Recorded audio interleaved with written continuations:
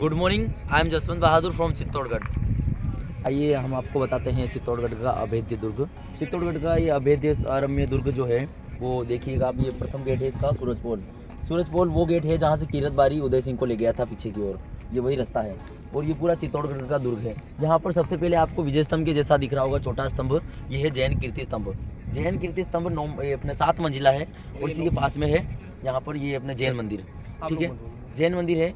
इसके बाद में ये जो है रावल रतन सिंह का महल है, वो आपको दिख रहा होगा। रावल रतन सिंह का महल है जो पद्मावती फिल्म देखी होगी आपने, उसमें रावल रतन सिंह।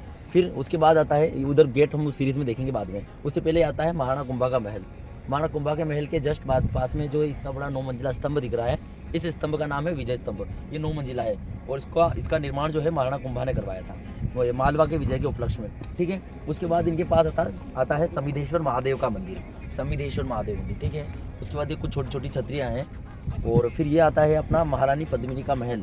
ये दोनों जॉइंट महल माने जाते हैं जी, ये अटैच है दोनों महल। तो यहाँ महारानी पद्मिनी स्नान वगैरह किया करती थी, जहाँ से उनके जो रिफ्लेक्शन, अपने महारानी पद्मिनी वाली फिल्म देखी है उसमें रिफ्लेक्शन में अलाउद्दीन खिलजी को बताता है ऐसा, तो वो सीन यही का है। तो जैसे महारानी पद्मिनी उन सीढ़ियों से उतर के वहाँ जब खड़ी होती है तो वहाँ ऊपर रिफ्लेक्शन बनता है इस छतरी के ऊपर, तो ऊपर जो मिरर है उस मिरर में वो दिखता है, फिर उस मिरर नीचे बताता है दूसरा। तो ये सिस्टम यहाँ का है, इस जगह का।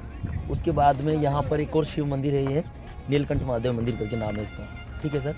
और अब हम आते हैं इसका जो जहाँ पूरा चित्तौड़ बाजार बसा हुआ, चित्तौड़ सिटी बसी हुई है। चित्तौड़ सिटी की ये गंभीरी नदी है, गंभीरी नदी। और इसको क्रॉस करने के लिए अलाउद्दीन खिलजी ने जब उधर आना था उसने ये पुल का निर्माण करवाया था। उस समय का पुल आज भी ये उसी प्रकार सुरक्षित है, ये अलाउद्दीन खिलजी वाला पुल। और यही रास्ता सीधा सीधा होते हुए दुर्ग में प्रवेश करता है। अब यहाँ पर दुर्ग में 7 दरवाजे बनाए गए हैं। 7 दरवाजों का क्रम कुछ इस प्रकार है। जैसे सबसे पहले आता है पाटन पोल, ये पहला गेट है पाटन पोल, क्योंकि यहाँ कहा जाता है इतना युद्ध हुआ था, इतने खून में एक पाडे का बच्चा यानी भैंस का जो बच्चा होता है वो बह गया था उस खून से, तो पाटन पोल। उसके बाद आता है भैरव पोल, भैरव पोल के नाम से। उसके बाद जो छतरियाँ दिख रही हैं आपको, वो 2 छतरियाँ कल्ला राठौड़ की छतरियाँ हैं, छोटी छोटी सी। फिर उसके बाद आता है अपने हनुमान पोल। हनुमान पोल के बाद आता है गणेश पोल, ये जिसमें गणेश पोल में इतनी घाटी है जोरदार वाली, यहाँ कभी कभी एक्सीडेंट हुआ करते हैं। गणेश पोल के बाद आता है जोड़ला पोल। जोड़ला पोल से तात्पर्य हमारा जॉइंटेड जो पोल है वो जोड़ला पोल, जोड़े में रहते हैं। फिर उसके बाद आता है लक्ष्मण पोल, फिर आता है राम पोल। और हमने कुंभा महल के बारे में पीछे से बताया था। अब इसी तरफ हम देखते हैं ये यहाँ पर गोमुख कुंड। गोमुख यानी जो ग्राउंड वाटर है, मतलब उस टाइम की टेक्नोलॉजी इतनी अच्छी थी, लोगों को ये आइडिया था कि इतनी ऊंचाई पे ग्राउंड वाटर निकल रहा है इस जगह पे, तो इतना पास में से ग्राउंड वाटर था उनके, तो उन्होंने ग्राउंड वाटर का तोड़ा और उसको कुंड बनाया।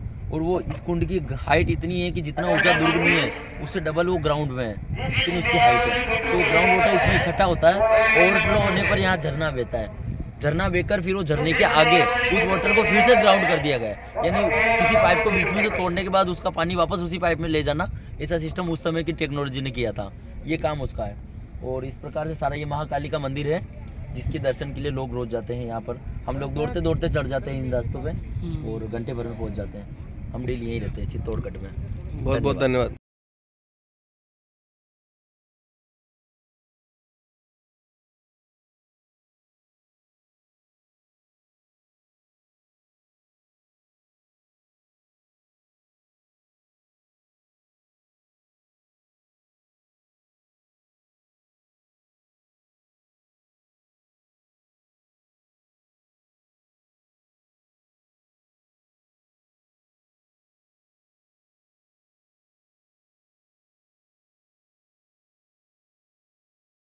तो आपको वॉक अराउंड कराते हैं चित्तौड़गढ़ फोर्ट का। एक तो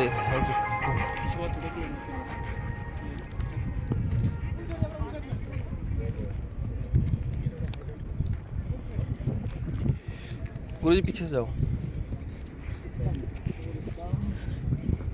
भाई, पीछे से जाना जा रहा है।